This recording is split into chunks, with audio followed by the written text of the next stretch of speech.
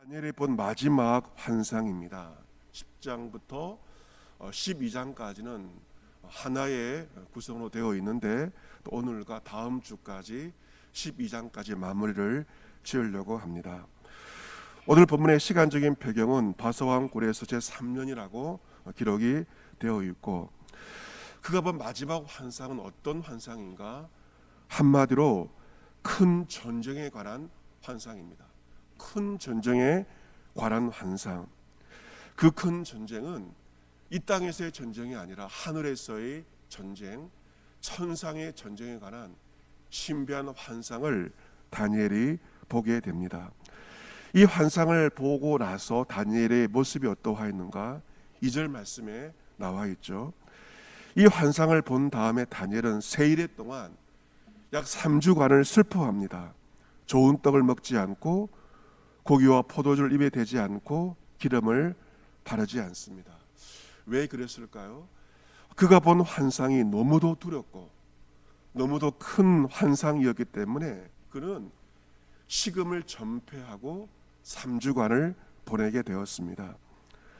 또한 그는 히데기라는 큰 강이 있었을 때 또 하나의 환상을 보게 됩니다. 그것은 바로 5절 말씀 보시면 한 사람, 천상의 존재 한 사람을 만나게 되는데, 그 사람에 대해서 5절 6절에 나와 있죠. 그의 말소리가 무리의 소리와 같는 그런 신비한 존재를 만나게 됩니다.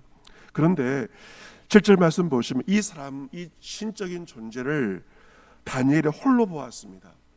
나와 함께한 사람들은 이 환상을 보지 못하였어도 그들 크게 떨며 도망하여 숨었다라고 기록되어 있습니다. 다니엘이 이 천사를 본 때는 아마 밤이 아니라 낮으로 보여집니다. 다니엘이 혼자 있을 때가 아니라 다른 사람들과 함께 있을 때 이 천사를 만난 것으로 보여집니다. 시작 성경에서 사울이 다메섹 도상에서 예수 그리스도를 만난 것과 흡사한 상황입니다.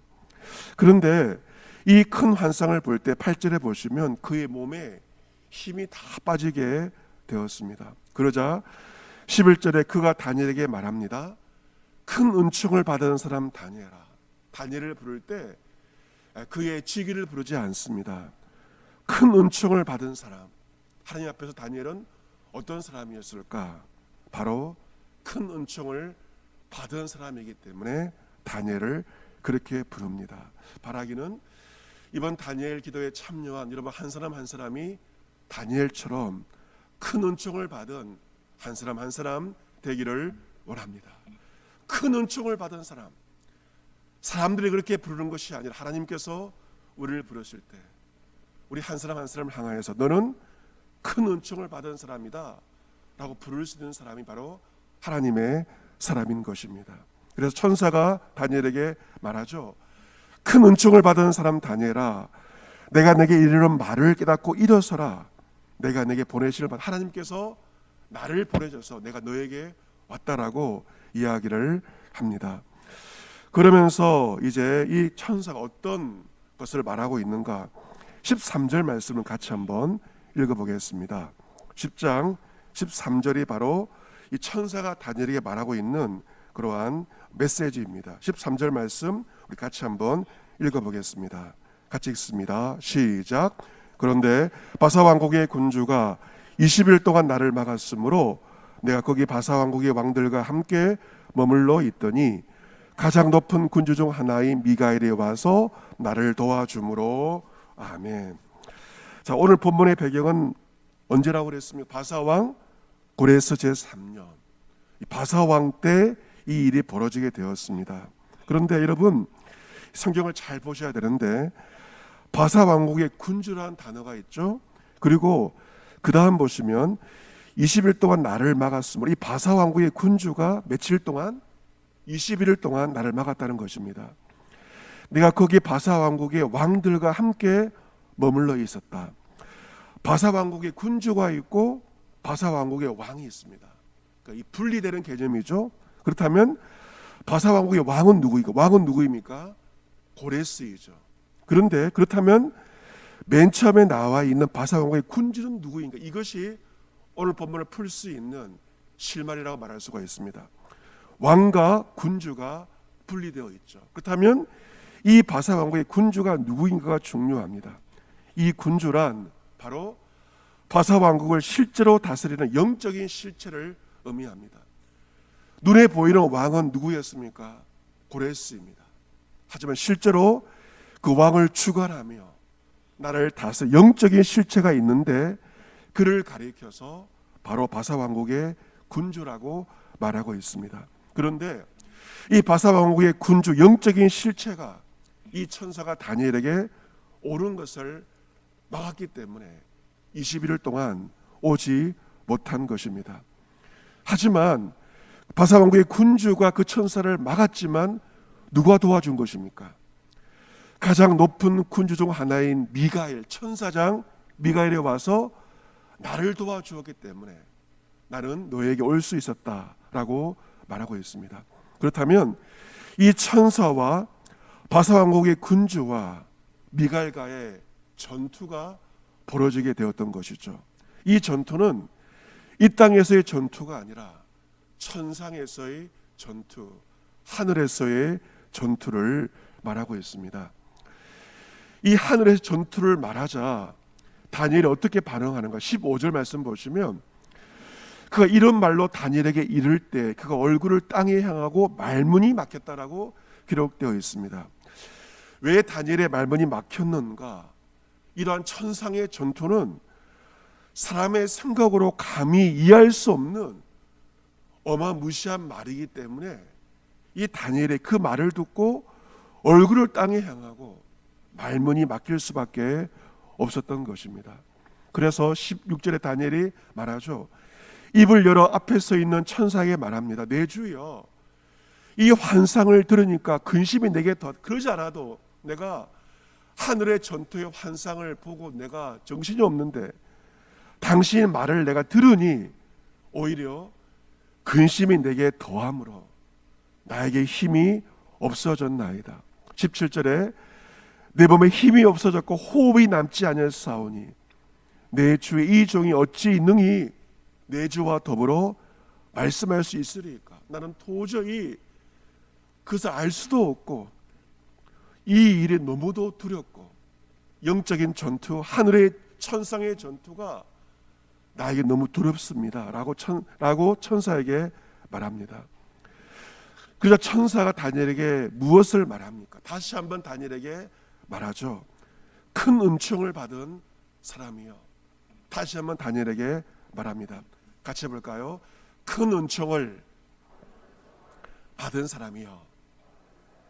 다니엘에게 말합니다. 큰 은총을 받은 사람이요. 다니엘에게 말하면서 말하기를 두려워하지 말라, 평안하라, 강건하라, 강건하라. 천사가 다니엘에게 말합니다. 같이 하겠습니다. 두려워하지 말라, 평안하라, 강건하라, 강건하라. 이것은 바로 힘이 없어서 낙심해 있는 모든 힘이 사라져버린 그 다니엘에게 천사가 하는 메시지는 바로 큰 은총을 받은 사람이요. 두려워하지 말아라, 평안하라, 강건하라, 강건하라 말하고 있습니다. 이 말을 듣고 다니엘이 힘이 나서 말합니다. 내 주께서 나를 강건하게 하셨사오니 이제 나에게 말씀해 달라라고 다니엘이 말하고 있습니다. 천사가 말합니다. 내가 어찌하여 내게 왔는지 내가 아느냐. 이제 내가 돌아가서 바사 군주와 다시 싸울 것이다. 내가 나간 후에는 헬라의 군주가 이를 것이다. 나를 도와서 그 모든 군주와 대항할 자는 너의 군주 미가엘 뿐이다 라고 천상의 메시지를 다니엘에게 전하고 있습니다. 사랑하는 성도 여러분, 오늘 본문의 말씀은 너무도 신비로운 말씀입니다. 신비로운 환상입니다. 오늘 본문은 바로 하늘에서의 전투, 천상의 전투에 대해서 말하고 있습니다. 다니엘처럼 묵시의 말씀을 전하는 요한계시록 역시 하늘의 전투에 대해서 우리에게 말하고 있습니다. 어떤 하늘의 전투를 요한계시록에 말하고 있나요? 요한계시록 말씀 보면 하늘에 전쟁이 있으니 이 천사장 미가엘과 그의 사자들이 용은 바로 원수마귀 사단을 가리켜죠. 용과 더불어 싸울세. 용과 그의 사자들도 싸우나 이기지 못하여 다시 하늘에서 그들이 있을 곳을 얻지 못한지라. 큰 용이 내쫓기니 곧 옛뱀 곧 마귀라고도 하고 사탄이라고도 하며 온 천하를 깨는 자. 이 사탄이 바로 온 천하를 깨는 자임을 성경은 말하고 있습니다. 온 천하를 깨는 그 큰 용이 땅으로 내쫓기니 그의 사자들도 그와 함께 내쫓기니라. 이것이 바로 천상의 전투에 대해서 다니엘서도 말씀하고 있고 요한계시록도 증거하고 있습니다. 천사장 미가엘과 그의 천사들과 그리고 사탄의 졸개들과의 천상의 싸움이 있었고 하늘에서의 싸움에서 마침내 천사장 미가엘이 사단을 이기게 되는 천상의 전투에 대해서 요한계시록은 증거하고 있습니다. 다니엘이 환상을 보고 놀랐던 것처럼 우리가 기억해야 할 것은 하늘에서의 싸움, 이것을 가리켜서 영적인 전투라고 그렇게 말합니다. 에베소서 6장 역시 영적 싸움에 대해서 말씀하고 있죠. 우리의 씨름은 혈과 육을 상대하는 것이 아니라 통치자들과 권세들과 이 어둠의 세상 주관자들과 하늘에 있는 악의 영들을 상대하는 것이 우리가 싸워야 할 우리의 싸움, 우리의 씨름입니다. 우리는 항상 누구와 싸우고 있습니까? 눈에 보이는 사람들과 싸우고 있잖아요. 하지만 성경은 말합니다. 우리가 싸워야 할 상대는 눈에 보이는 혈과 육이 아니라 통치자들, 권세들, 이 어둠의 세상 주관자들, 하늘의 악의 영들, 온 세상을 깨는 자들과 원수마귀 사탄과 싸워야 되는데 우리는 늘 성도와 싸우고 이웃과 싸우고 보이는 사람과 싸우면서 살고 있는 것입니다. 여러분, 우리의 진정한 이 씨름과 전투는 천상의 싸움은 우리의 힘으로 이길 수가 없습니다. 하나님의 전신갑주, 머리부터 발끝까지 하나님의 전신갑주를 취해야 됩니다. 성령의 그 말씀을 의지해야 되고 영적 싸움의 기도가 반드시 필요합니다.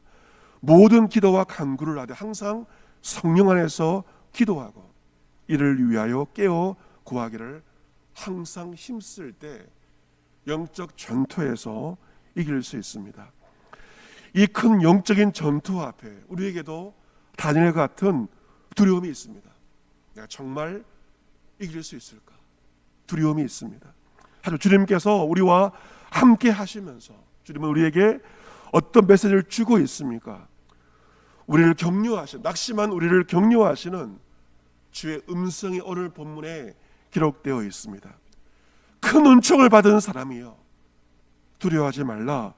평안하라. 강건하라. 강건하라. 낙심한 우리에게 하나님께서 동일하게 말씀하고 있습니다. 그 주의 말씀을 들을 때, 그 말씀을 들을 때 우리에게 힘이 납니다. 왜냐하면 주님께서 주의 말씀이 우리를 강건케 하기 때문에 주의 말씀을 듣고 다시 한번 우리는 두려움을 떨치게 되고 평안하며 강건함 가운데 우리가 싸워야 할 영적인 싸움을 계속적으로 감당할 수가 있습니다. 여러분, 이 말씀은 성령의 검이며 기도는 바로 영적인 전투라고 말할 수 있습니다. 우리가 지금 새벽을 깨우는 훈련들을 하고 있습니다. 하루를 시작하는 이 기도는 영적인 싸움인데 기도의 승리, 기도를 통한 영적인 승리가 하루 동안 이 땅 여러분의 삶 가운데 승리로 이어지게 될 것입니다. 새벽을 깨우는 자, 영적인 싸움에서 승리한 자가 바로 하루 종일 이 땅의 삶 가운데도 주의 도우심 가운데 승리하게 될 것이고 하나님의 도우심을 경험하게 될 것입니다. 오늘도 우리에게 큰 은총을 받은 자이기 때문에 두려워하지 말라. 평안하라. 강건하라. 우리를 찾아오셔서 우리를 격려하시는 성령님의 음성을 듣고 영적 싸움에 승리하여 오늘도 주의 능력으로 넉넉히 여러분의 삶 가운데 승리할 수 있는 이런 모두와 여러분의 가정과 몸된 주담교회가 될 수 있기를 우리의 대장 되시는, 우리를 승리케 하시는 주 예수 그리스도의 이름으로 축복합니다. 아멘.